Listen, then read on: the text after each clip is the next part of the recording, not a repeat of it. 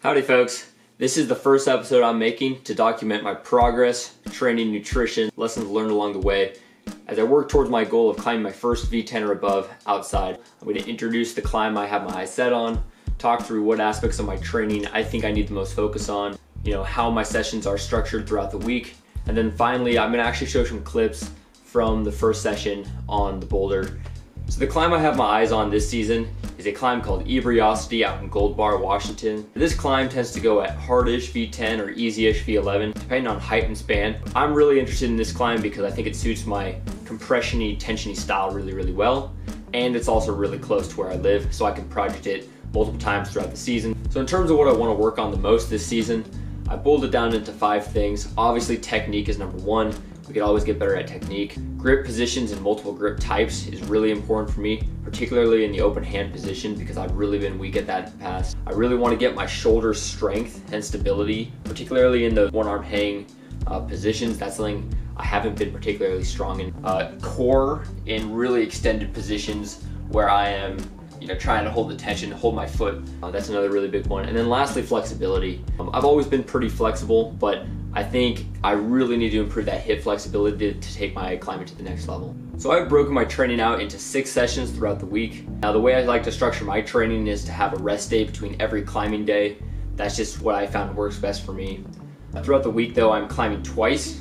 Usually one of those is a board session, the other one is just a bouldering session, and depending on how I feel, I might make both of those bouldering sessions.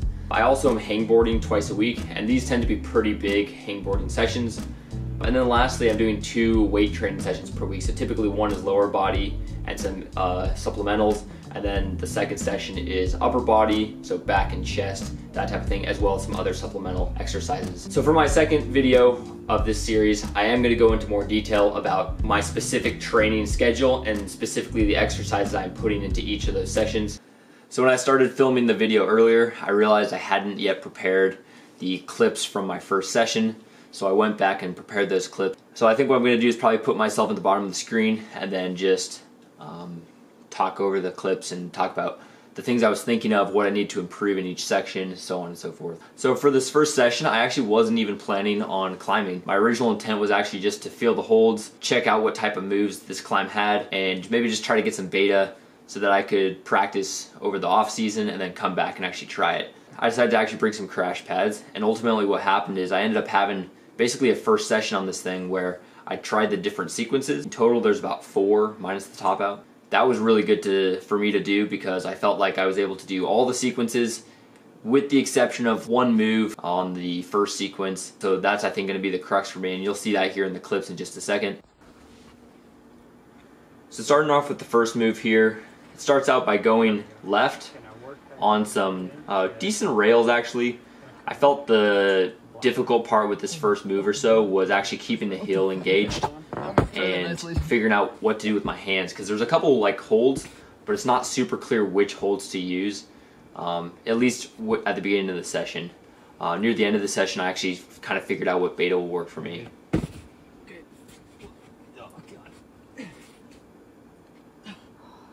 So here I am, I'm trying to kind of feel where the heel would feel the best, because I really think what you almost need to do is almost jam it to the side and press against the rock wall.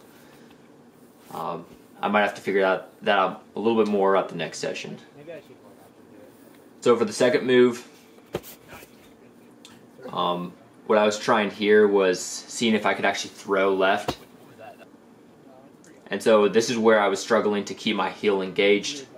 And ultimately, I don't think I had the right hand placement when I was trying this particular portion of the sequence.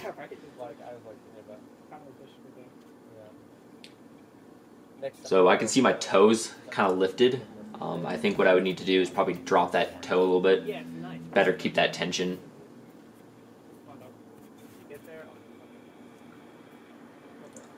So next I tried going for the throw up with the right hand. Now this was another one, once again, need to keep that heel engaged, but another thing I noticed watching the clip back is that my hips were kind of sagging, and I think if I had maybe shifted them more right at the moment I went up with my right hand, I would have been able to hit that hold a lot better and not kind of fall back.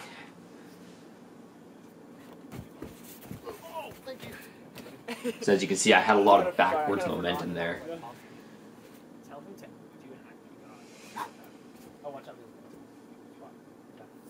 So locking in the heel. Once again, I have no problem hitting that hold, but with how I'm holding my heel, it's just not working. So I decided to try after already getting to that hold, and I actually managed to do the span move pretty good. And I found what really worked well for me was actually pulling in with my kind of rear delts. And then I kind of totally forgot what to do here. I didn't even know what beta to do next, so I was just kind of messing around at that point. So then trying the top sequence, minus the top out, getting my heel up. And I actually didn't find this sequence to be too difficult. It seemed fairly sturdy and secure. So kind of back flagging and pressing into that. And I decided to drop down here.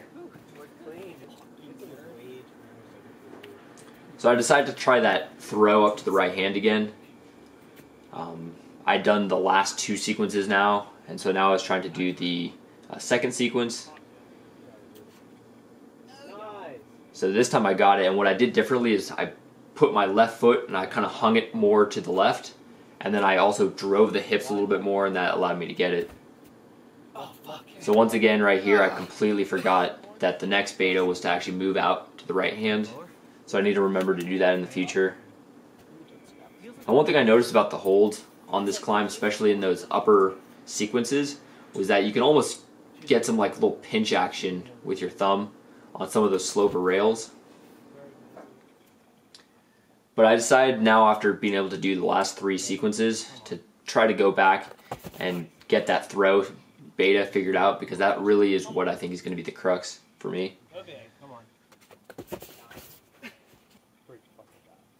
Yeah, I think maybe you'll have to stretch it a little bit. So again, my heel in a place where I think it would work. I'm moving up my left hand, and this time I tried moving my right hand in, and that felt a lot better. I think for my span, and I'm at about a -4.5 inch ape.